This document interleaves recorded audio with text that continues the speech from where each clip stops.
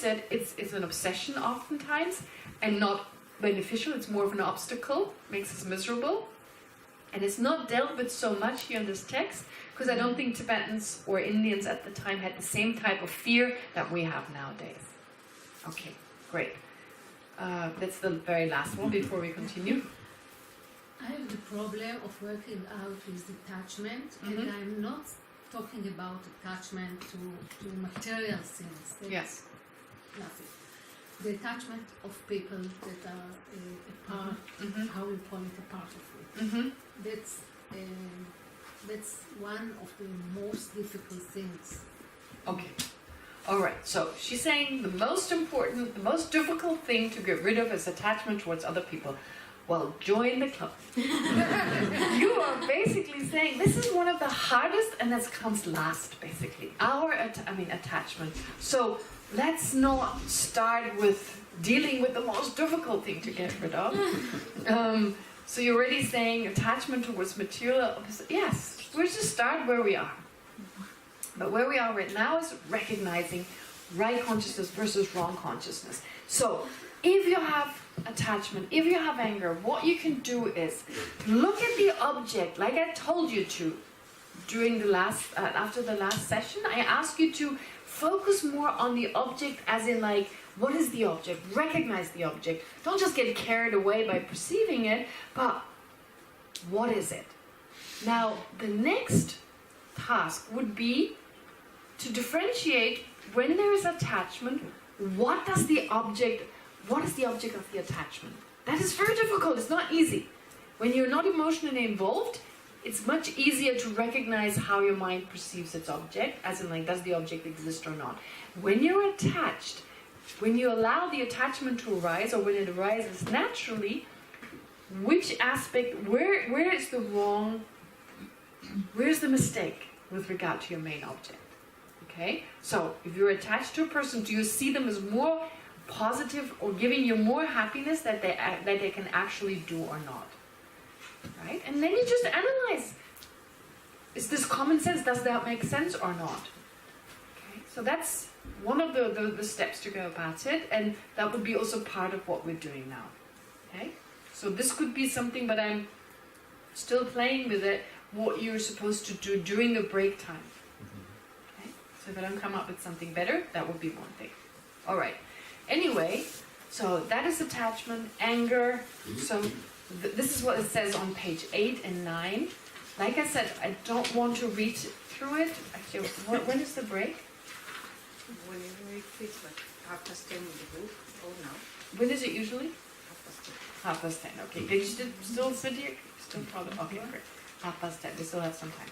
All right. Now, like I said, I don't need to read all this. So you have a category of correct and wrong consciousness. A correct consciousness is a mind, the main object of which does exist. Okay? All right. So just that so far. And of course, you've learned about other things, and that will come. But just that basic differentiation between correct and wrong. Main object exists, main object does not exist. And it's easy to understand, it is difficult to recognize. All right.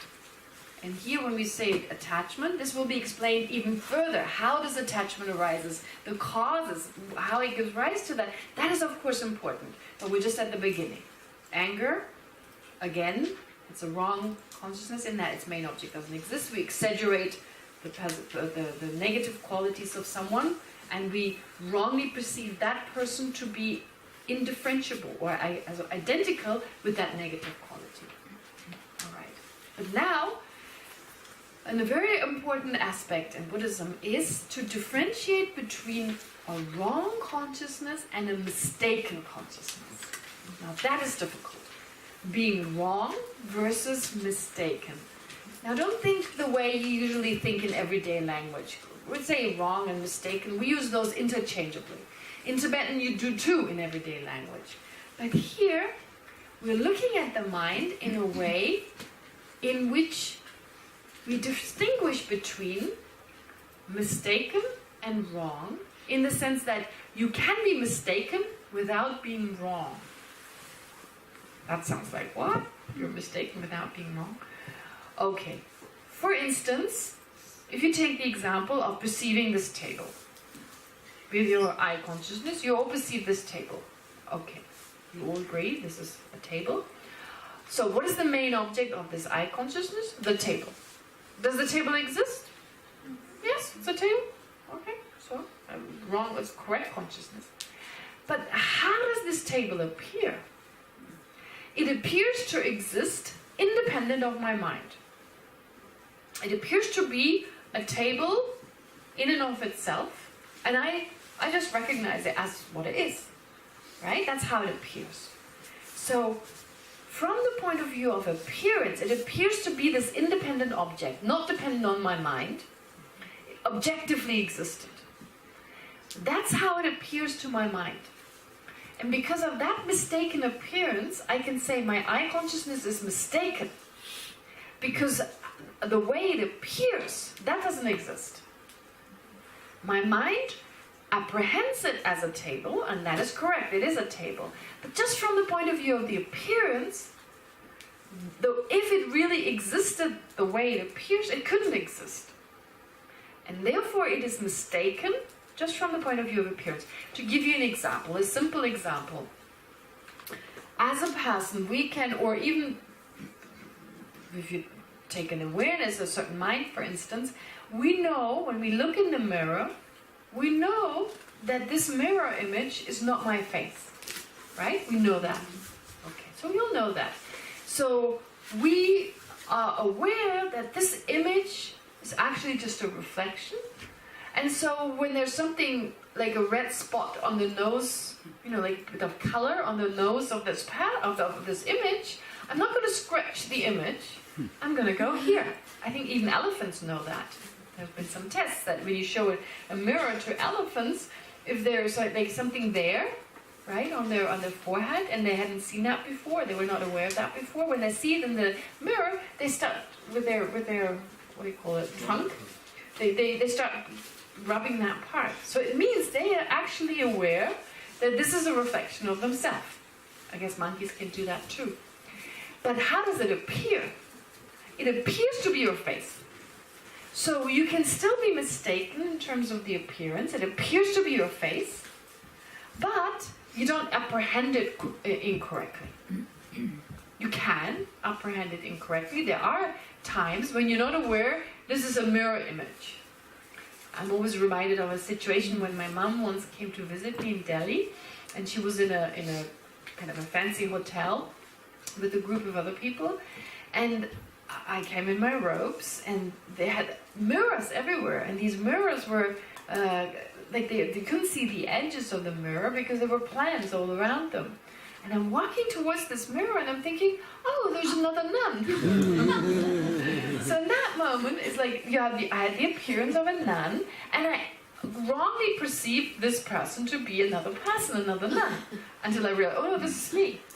So the appearance was still there. It still appeared like a nun, right? Like it's still, because it's so similar that I still have that mistaken appearance of that being another person, but I know it's not like that. As in, like, I perceive it, all I perceive is that I perceive a reflection. Okay?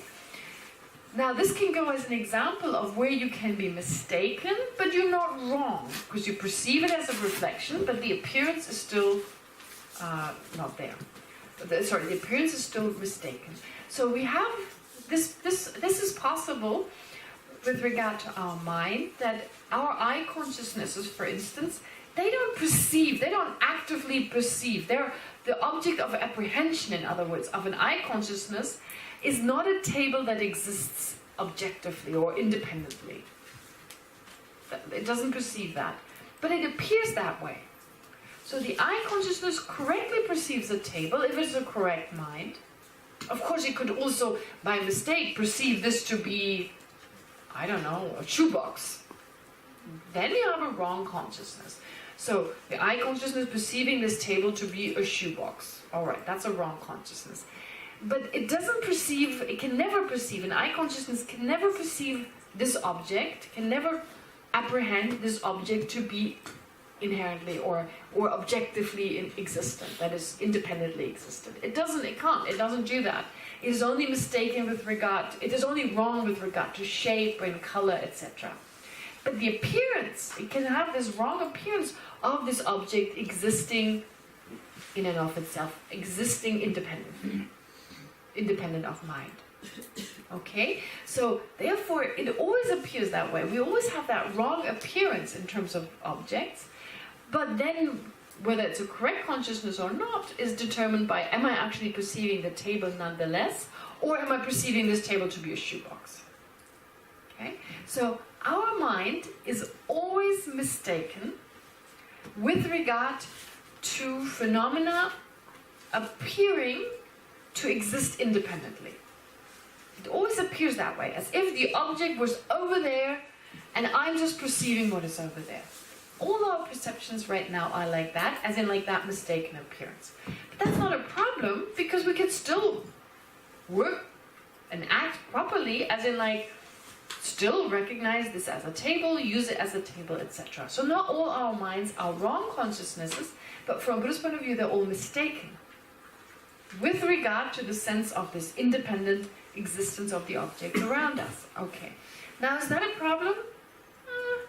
It's not. That in itself is not such a big problem. You can be perfectly happy with that mistaken appearance, no problem. But our problem is that every now and then we actively misperceive phenomena. We believe them because they appear that way. We believe them to exist that way. We're fooled by that perception. And we believe, and every now and then we reinforce our wrong consciousness, our wrong perception. And this is not a sense consciousness. It's not an eye consciousness that does that, but it's a mental consciousness. It's a mental consciousness that actively apprehends this table to exist inherently. To exist inherently is just, this word inherently is, actually it's a really funny word, but it's a translation of a Tibetan word. It doesn't really mean inherently anyway. It's a very loose translation, intrinsically or inherently. All it's saying is that I have a sense that this table does not depend on anything else to be a table. It just is a table. So, in particular, it doesn't feel like it depends on me to be a table. Well, actually, the table I perceive, it depends on my mind.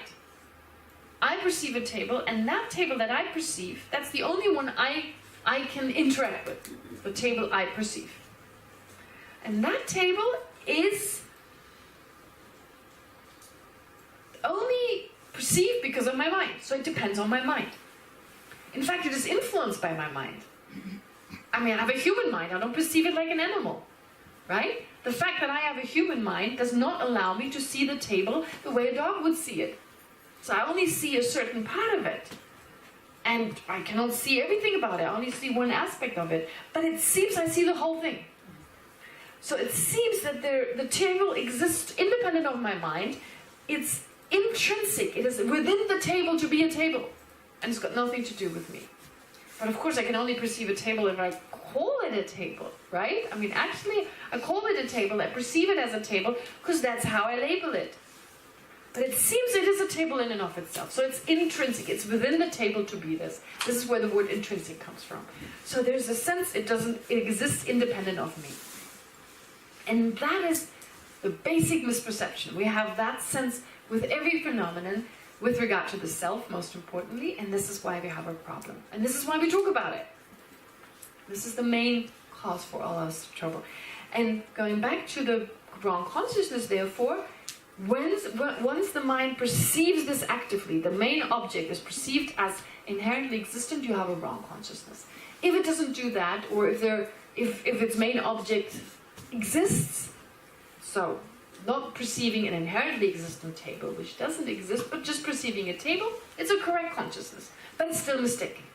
Because the way it appears is impossible. So that's it. That's the main difference. It's not that difficult, but it's important to understand this. This is the basic. This is the basic for the basis in terms of how to deal with our wrong consciousnesses. And this mistaken appearance cannot be removed unless we first remove the wrong consciousness, the wrong consciousness with regard to inherent existence. This we first need to remove. And once that is removed, we can deal with the appearance. All right. But we're not looking at this right now. We're just trying to understand the difference between being mistaken and wrong. Okay. So to check with you again. What makes a wrong consciousness a wrong consciousness? Is it the object? Or is it that how you perceive it? How we perceive it. The object. It's mainly the object. We just perceive it. I perceive a table. What do I do with the table? I perceive it. I perceive a stick. So what do I do with it? I apprehend a stick. I apprehend the stick to be a snake. I'm still apprehending. But this time the object doesn't exist. So the function of apprehension, I still do that. I still apprehend. Of course, you could say, I imagine something, I visualize, imagine something, but as we've heard, if you do this intentionally, it's not even called a wrong consciousness, because you're actively doing it. You have the intention to do so. So you know it's a wrong you know it's not realistic, but you still allow your mind to do it. But here, we don't know. We don't know it's wrong, and due to some circumstances and conditions, we perceive that to be a snake. Or we perceive, due to our basic misperception, we may perceive the stick to exist inherently with a mental consciousness. And this exists in and of itself. Actively misapprehend that. So apprehending, the aspect of apprehension is still there, but whether the object exists or not, that's the decisive part. Okay? But of course, you can use the word misapprehend, although what you're doing is just apprehending it, but you're apprehending something that doesn't exist. Okay, now, therefore, a wrong consciousness can be defined as that, the main object of which doesn't exist. Okay? The main object, if the main object of a mind doesn't exist, it's a wrong consciousness. Okay? Whether you analyze it or you apprehend it, you just, the basic, every mind is the same thing as in like it just apprehends its object. But then you can categorize it, you can label it, you can do all sorts of different things with it. Well, if it doesn't exist, you're doing all this, except you're just doing it with something that doesn't exist. Right? And we do that all the time. If I'm angry with someone and I perceive this person as really terrible, horrible, I can categorize them into enemy, super enemy, or kind of secondary enemy, or I can, it's like the one I'm going to really kick in the butt next time, but this one not right away, right? I can use this and categorize and label and do all this, taking that misperception, that wrong object, or that non-existent object, that purely horrible person, whatever, and then I do lots of things with them. And the mind, you see, the mind does the same thing as it does with the correct concept, with an object that does exist, but the only problem is that its object doesn't exist. So it uses it in the same way, but it creates problems for us. And it leads to emotions that are harmful. If you perceive the person correctly, you cannot get angry with them. You cannot be angry with someone if you perceive them as having good qualities and bad qualities, and without exaggerating the negative qualities, you cannot be angry. Right? I mean, try it if you want to be really, really angry, and then in that moment of anger, try to think that of the good qualities of that person. The moment you do that, you cannot be angry. And try to also understand this person and the qualities, they're not the same. You know what is really funny with the anger? We're never really angry with the quality. We're angry with the person. But it's actually, they're not identical. And the only way in which our mind can make it work is by seeing that negative quality, the person as one.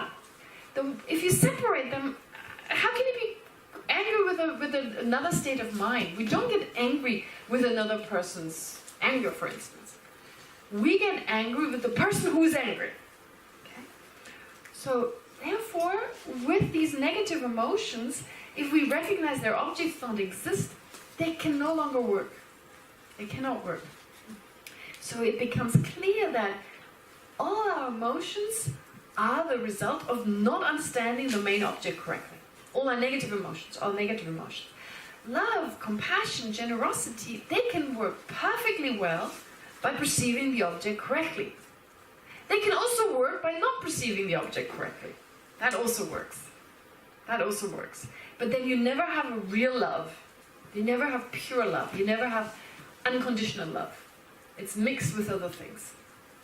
Right? So, to give you the classic example, we love another person, we want them to be happy, so there are moments where we really want them to be happy, but a moment later, because of our attachment for them, we also want them to give that love back to us. So it's not unconditional, it has conditions. We don't want them to leave us. If we really wanted another person to be happy, if we had altruistic love for another person, then even if they went with someone else, let's say it's a romantic relationship you're in, then if you really wanted them to be happy, you would be happy if they went with someone else. Of course, if it harms your children, that's a different matter. But for your own sake, oh, they're happy with someone else, you support that. Oh, let them get together, I'll arrange a dinner or something. Right? Because you just want them to be happy. That's true love. Okay? But if it's as long as their attachment, then you expect something back from that person. Okay? You want something, you want them to give you something back. So then it's mixed. You can have those moments of wanting them to be truly happy, but if that means leaving you, that's as far as it goes. Oh, wait a minute, you want to be happy? Yes, I support that, but that is too much. This is where I can't go, right? So, therefore, in that case, it's very clear how so the person, love in that moment is like, they're a human being, they want to be happy, they deserve to be happy. This is like seeing the person for who they are, in that moment of love. But then a moment later, when they want to leave you, suddenly it's not just an ordinary human being like everyone else, wanting to be happy and deserving to be happy. No, they have something within them that can give me happiness. And my happiness is really important. And when it comes down to it, mine is most important. Which is wrong, it's not true, not in accordance with reality. Plus the other person really giving me happiness, that's also not true. God, no one can give you happiness. You yourself can give it to you. Right? Okay. So hopefully in that sense it becomes clear that the main objective in Buddhism is understand the object is wrong. Analyze the object. What am I actually perceiving in that moment? And what is so beautiful about our mind is memory. In what sense? Well, if you're really, really angry, you may not have the space of mind to analyze the object. If you have, then actually that's already, you get rid of your anger in that moment. Because the moment you go, oh, I'm angry, let's analyze, your anger's gone. Right? You can't hold it. But sometimes we're so angry, like you were saying before, we're burning with jealousy or we're burning with these emotions. In that moment, like you have a strong fire, like very difficult to put it out. So then you have memory. You have memory, that's great. So what you do is, the anger is gone, it won't go on forever, it's exhausting, come on. If you're angry the whole day, at some point you need to eat, and you can't be angry all the time, that's the only good thing. I mean, it comes again and again, but there are moments when it's just not there. Well, unless you have a really strong habit. But usually there are moments when it's not there. That's when you go back and go, interesting, right? Like I said, don't judge yourself. No, like, I'm so bad I have anger. No, I'm a human being, I have anger. So let's look at the anger. How interesting.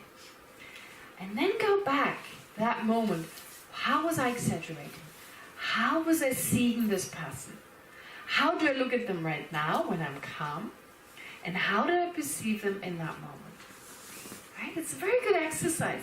Just to go back and go, oh my God, but I was wrong about it. No way this person exists that way. It doesn't.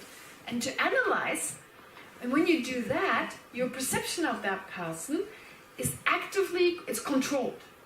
And when the anger arises again, you go, oh, wait a minute. I know this is how I perceive this person in that moment, but this is how they actually exist. And then it's very hard for the anger to get enough fuel to arise. Okay? So really, it's a lot of Buddhist exercise we say we watch the mind. But the mind itself, it just does what it's good at doing. Something appears and something appears and that thing is also apprehended. But what is the object? What is the object?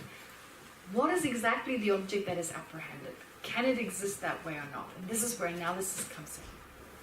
Well, first recognition and then analysis. Okay. All right. So that's page 9. Well, not really. Page 8, no. So having talked about the object, the main object, versus just the appearance. So therefore, what I've also explained, a very important aspect is the main object, if that exists, you can say that the mind is a correct consciousness, while with regard to the appearance, you can still be mistaken. All right. So one thing I explained here that, okay, so let me ask you, let's check. Is whatever is a mistaken consciousness necessarily wrong? No. Is whatever is wrong consciousness necessarily mistaken? Yes. Yes. If it's wrong, you're mistaken. If you're wrong, then the main object doesn't exist the way you perceive it, and then the appearance is definitely also wrong. So therefore, whatever is wrong must be mistaken. Whatever is mistaken is not necessarily wrong. So here the example is given on page 9, and you have a little chart on page 10. An example of something that is both mistaken and a wrong consciousness. So here, having a sense of an intrinsic I.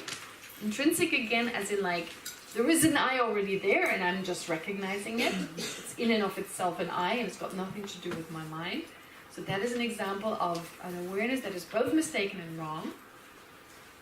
Then you have an awareness that is mistaken, but not a wrong consciousness. So a consciousness that perceives a vase, for instance. You perceive a vase, it's not wrong, there is a vase. But in terms of how it appears, as if independently existent, there's still a mistake. An awareness that is a wrong consciousness, but not a mistaken consciousness, that's impossible. It's not existent. And then an awareness that is neither mistaken nor wrong, well, that would be a mind that actually perceives reality. Perceives the lack of inherent existence when you meditate, when you have a direct experience of reality. Okay, so just for your information. So therefore, really, a lot of Buddhist practice is figuring out which mind is wrong and which one is not, and applying the antidotes accordingly. All right. So that is one category of awareness, sense and mental consciousness. So maybe this is a good time to take a break. All right. Let's take how long? Half an hour. Oh, that long? 20 minutes.